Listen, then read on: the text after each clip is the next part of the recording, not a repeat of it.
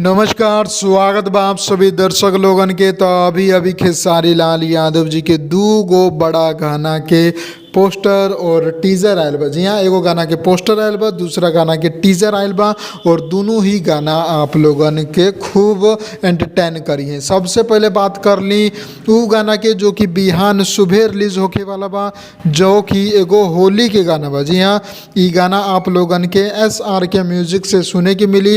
Google से पूछा रजऊ, जी हाँ, गूगल से पूछा रजऊ SRK म्यूजिक से ई होली के गाना आ रहा बा 1 फरवरी सुबह 6:30 बजे, यानी कि बिहान सुबह 6:30 बजे आप लोग ई गाना के सुन लेम।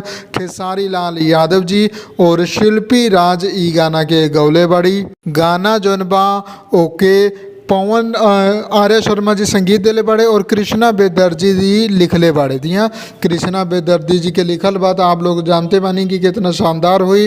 तो बिहान सवेरे तैयार रहम, आप लोगन के बीच में फुल सॉन्ग रिलीज कर दिया जाए। पोस्टर आप लोग देख ही सकतानी। अब बात करी असली खबर के। जी हाँ, तो असली खबर आ रहा बा हिट मशीन खेसारी लाल यादव और अक्षरा सिंह जी के जोड़ी वाला गाना के बारे में, जो ना कि मोशन टीजर आप लोग देखले रहनिया।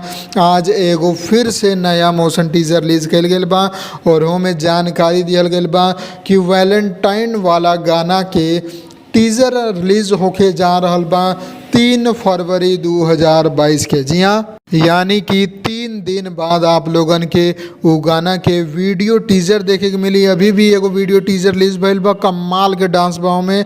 कुछ सेकंड में ही ई टीजर धमाल मचा देले बा और 20 सेकंड के ई टीजर के हजारों में व्यू अभी पहुंच चुकल बा, बहुत जल्द लाखों में भी पहुंच जाई। तो जाके आप लोग देख सकतानी। तो बिहान सवेरे होली वाला गाना सुने के बाद SRK म्यूजिक से और 3 फरवरी के सारे गामा हम भोजपुरी पर टीजर रिलीज हुई वैलेंटाइन वाला गाना के, जो नाम खेसारी जी और अक्षरा जी बड़ी। तो ओकर आनंद लेवे के बाद तो ये दूगो अपडेट रहे।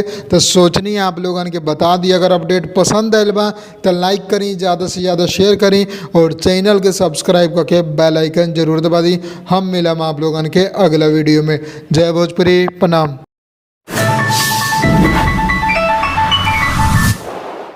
लाल बटन के दबा के अपने के चैनल के सब्सक्राइब कर ली और सभी खबर सबसे पहले देखे खातिर एक घंटे के बटन के भी दबा दी, ताकि जितना भी खबर डालम आप सबसे पहले फ्री में देख लें।